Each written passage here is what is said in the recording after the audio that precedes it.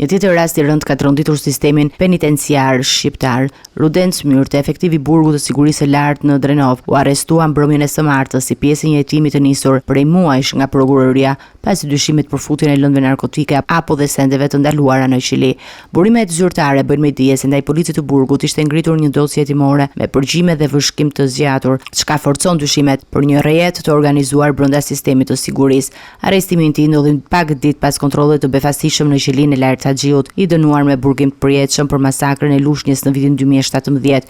Gjatë kontrollit u sekuestrua një telefon celular, duke nxitur dyshime për përfshirjen e punonjësve të burgut në kontrabandë sistematike.